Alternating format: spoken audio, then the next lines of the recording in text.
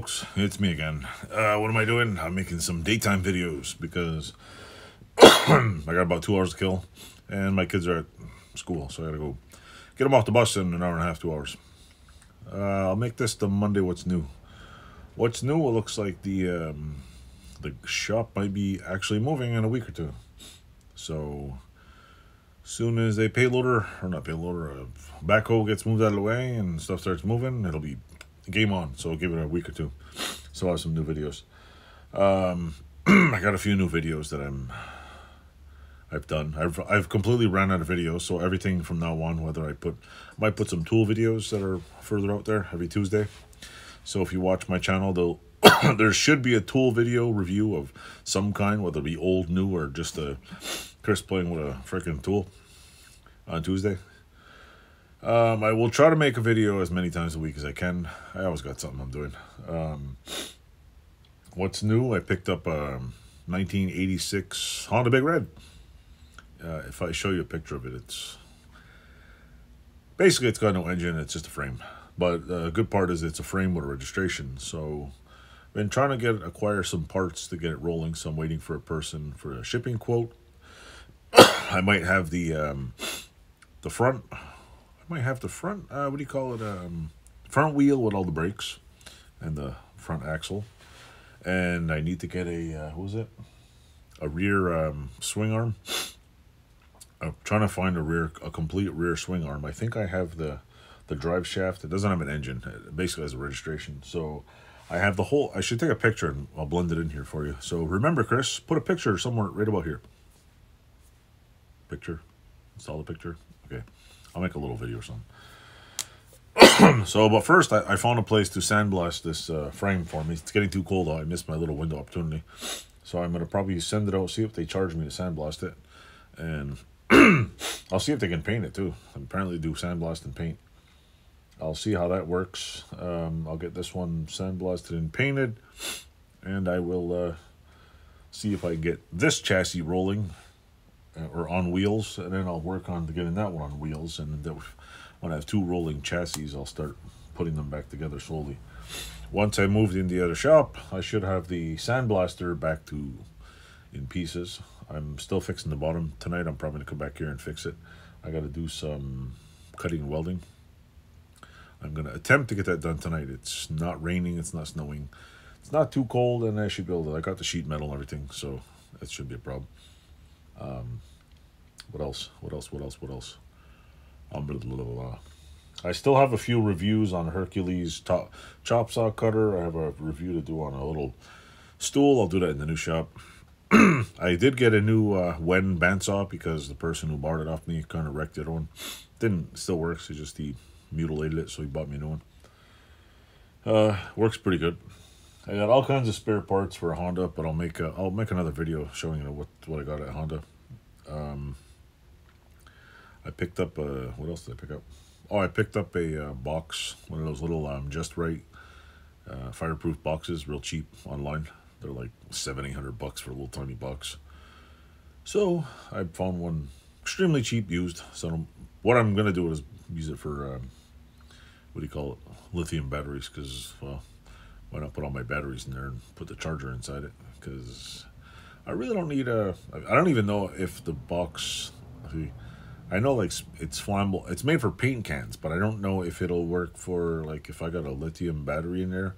Is it gonna like burn through the freaking box? Who knows? So I'm gonna use even if it does catch on fire, at least it's in a metal box. I'm thinking of building I gotta order some 1/8 inch or 1/4 inch steel plate. I'm thinking of building a steel box lined with fire bricks and put my battery charger in it so I could lock it in, charge it, whatever, put a timer, and if any of them shorts out, at least it's contained, because a lot of people's shops burning down because of problems with batteries. So other than that, we'll probably make a few dozen videos cleaning this place out, resetting up, and that's pretty much it. We're still going. Apparently I have 1,345 subscribers. I don't know where y'all came from, but yeah, thank you very much for subscribing. Hope you like my little nightmare.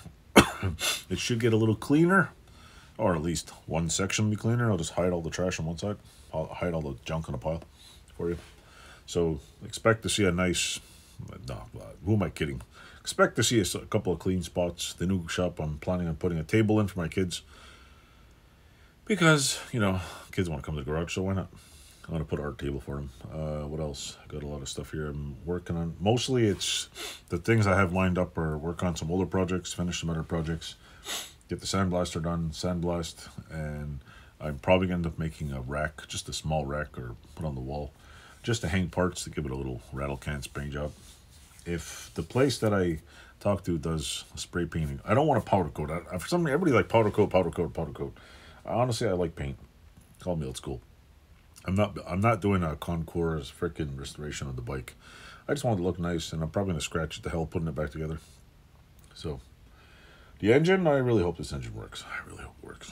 God, because I don't want to. And if anybody owns a 1986 Honda Big Red and has a spare engine, please message me.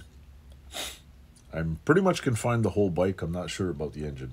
I'm probably gonna have to buy a block, and then buy the cylinder head and buy a bunch of other stuff, and then pray it works.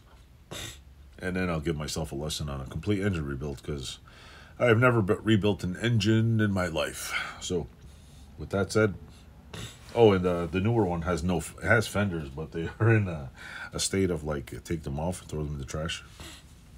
I also will be setting up a plating station. I have all the stuff on the side. I'm going to set up on a table with some buckets and the electrode and the electrical device to plate most of the bolts. I'm also going to check on, what is it, Partzilla for some of the bolts. I don't know how to plate them. I'll just buy some new ones, because why replate them if you don't have to? I have picked up lots of Honda parts used because they're cheap.